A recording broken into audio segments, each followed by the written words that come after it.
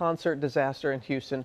8 people killed, hundreds more injured when the crowd surged as Travis Scott was on stage. 50,000 fans gathering to see rapper Travis Scott, a Houston native and Astroworld founder, perform.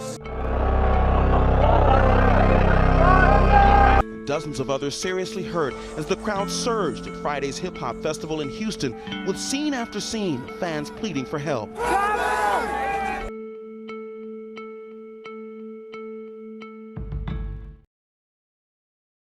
If you don't already know by now, there's a very popular hip-hop artist, a very popular rapper by the name of Travis Scott, who was holding a festival called Astroworld, and there was 10 deaths. I was just reading about how there was a father that took his 9-year-old son to the concert, and he said the son was sitting on his shoulders, and as the concert was going on, people were just all over the place trampling each other, and the kid fell off of his shoulders. The dad said he lost consciousness, woke up, couldn't find the kid, and he just kept searching for him and searching for him and searching for him and just couldn't find him. I mean, imagine as a parent, you're at this concert, all these people, can't find your 9-year-old son. And they eventually found him at the hospital. They said he had been trampled on, stepped on, kicked, almost crushed to death. And that was what had happened with these 9 other people that had died at the concert or in the hospital or due to injuries from the concert. And then also there was a lot of other people that were injured. So what I want to talk about in this video is my thoughts on that. I am somebody that does, I will admit, listen to Travis Scott. I like his sound. I like you know, the beats and whatnot, but also I think it's important for us to take a deeper look, especially of people of faith, as what these people are talking about and what they're doing. And so that's what I want to talk about in this video. You know, one thing that I've seen is people are talking about, you know, oh, he worships the devil, and this is what they do at these concerts, and you know, they sacrifice humans or whatever it is, right? They drink blood and all this different types of stuff, and this is satanic, and they bring these people here and they bring them into the dark side, and then some of those people have to die. And I've seen a lot of videos on that, and so you can go watch those, but I want to talk about this from a different perspective. And I want to talk about why I'm so passionate about what I do, which for those of you guys that are new to the channel, I basically take, you know, the knowledge that I've gained building 6-figure businesses, and I help pastors turn struggling churches into healthy, growing churches, right? And so one of the reasons why I'm passionate about what I do and helping pastors, because I really, truly believe that we're here to be fruitful. We're here to impact people. And what I see most people doing is they look at what artists are doing, they look at what celebrities are doing, they look at what everyone else is doing, and they say, this is what they're doing, this is bad, this is why, you know, I can't listen to rap, this is why I don't go to concerts, this is why you shouldn't listen to these people, and these people are bad in Hollywood, and blah, blah, blah, and just poking all these fingers. And while sometimes what they're saying is true, and they have a good point, I'm also like, but what are you doing, right? What are you doing? Because yes, there's evil in the world, but if we don't come and we provide good, it's always going to be evil. So I don't know if Travis Scott worships the devil. I don't know if he's sacrificed humans. I don't know any of that type of stuff personally, right? Maybe it's true, maybe it's not. I will tell you guys a story though, right? I remember back when I was in college, right? This was probably 2012 or so, right? I can't remember if I had just graduated or if I was a senior, but anyways, 2012-ish. One of my friends was a DJ, right? And he said, hey, D, I think he lived in Ohio at the time. He's like, I'm gonna be in Indianapolis. I was in Indiana, going to school at Indiana University. He said, there's this concert that is gonna be near you that I would love for you to come. That way we can connect. And I would just love to see you, right? He basically invited me out. So I'm like, of course. I asked, like, who is it? And he's like, you know, it's gonna be, I think it's Project Pat, Juicy J. If you don't know who they are, again, popular rappers. And he said, there's also this other guy that's gonna come. His name's Travis Scott, but I don't really know him. He's not really like that popular, but he'll be there too. So I'm like, all right, cool. So I was like doing a little bit of research before the show. And at this time, he only had a couple songs. Again, this is 2011. So we're talking like almost, or 12. This is almost 10 years ago, right now. So we go to the show, meet him, like we're backstage and everything like that. And you know, Travis Scott is literally just there hanging out with us, just chilling with us before he goes out there. And so when he goes out there, he had this song, I believe it's called Upper Echelon. It's like one of his first major like popular songs that came out. And like nobody there knew any of the words, nobody there knew any of the lyrics, and he just kept making them say it like again and again, like, we're gonna do this one more time, say it, get loud, blah, blah, blah. And I remember he would even go into the rafters, and he was just really, really hype, and like he would like get into the crowd and everything like that. He was very hype. And afterwards he would come back. He came back, and then we hung out with him like after, like on the backstage while the other artists performed, and then even after the show, like there's like a little spot in the basement that we're all hanging out with. So it's pretty cool. But at the same time, nobody really knew him, so it wasn't really that big of a deal then.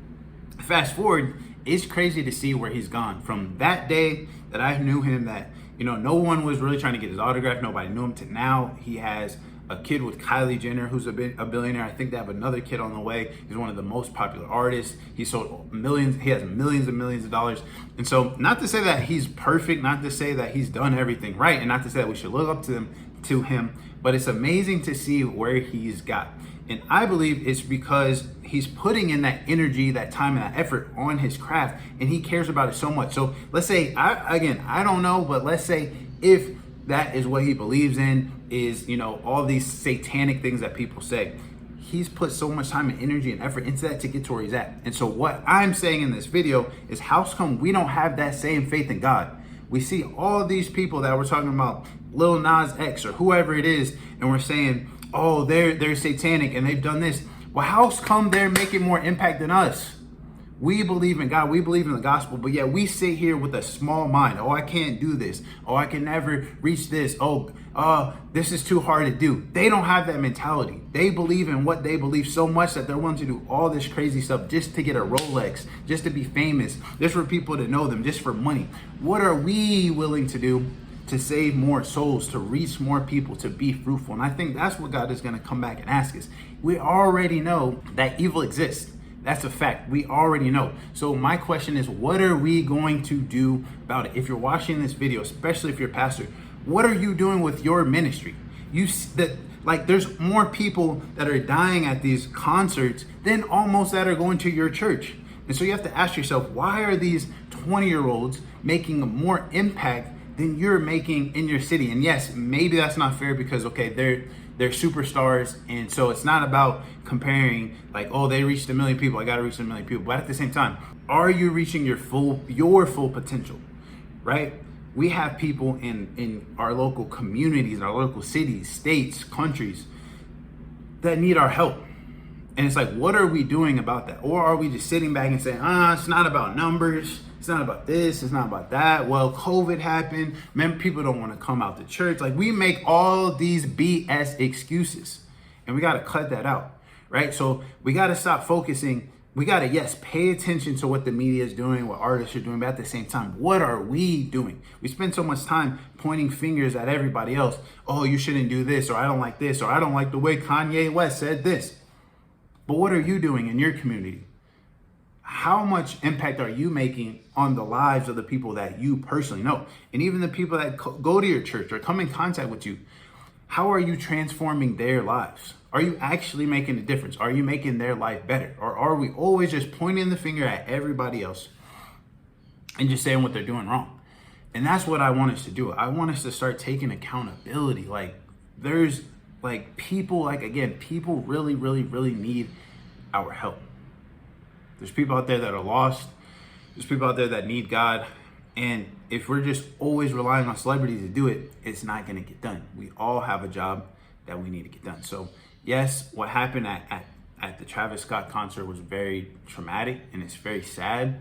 And maybe we'll never know exactly, why that happened or everything that goes on behind the scenes. But we can know what's going on in our life, right? If you want to watch another video of someone critiquing Travis Scott and breaking down, tearing him down and all that type of stuff, be my guest, you had those videos. But at the end of that video, what do you get out of it? Okay, maybe you never listen to Travis Scott again, you never go to a concert again, you probably weren't gonna do those things anyways. So what I want you to get out of this video is, hey, call to action, time to wake up. Time to wake up. Let's be impactful, let's make an impact. Let's be positive, let's change. Let's go out into our communities and make a difference. Let's throw a positive concert where not only are people not dying, but they're being born again. They're being saved, right? Let's have the mindset where we got to reach people. We got to turn this around. We got to be the voice that people are listening to. And that's what I'm passionate about. That's what I hope you're passionate about too. So I don't want to continue just like this as a rant, but I just wanted to take that incident to say, man, there's so many times that we're pointing the finger at celebrities, saying what they did wrong, but when are we going to look inside? What are we doing, right? Especially if you're a leader in ministry. What are you doing? You can't keep pointing the finger at everybody else if you're only impacting 5, 10, 20 people every single year. That's just not going to get the job done. There's so many people, right? And it doesn't matter if you're focused on social media or you're talking to people at the grocery store or at your work or wherever it is. We have to make a bigger impact, y'all. So if you agree with that, let me know in the comments. Say, man, I agree. I'm ready to go. And I just really hope that this video inspires you guys. And yeah, let's make a change. Let's make a difference, y'all. Let's do this right. And so again, if you agree, man, give this video a thumbs up. Share this video with somebody you know that needs to see it. I think if we all come together, we can really change the world. And not only that, maybe one day we instead of being so judgmental, we can actually have conversations with these artists, with these celebrities, see where their heart's at, and maybe we can change their hearts too, which will help them, help us, help others, right? So that's what I'm passionate about. Hope this video inspired you as well. Love you guys. See you on the next one.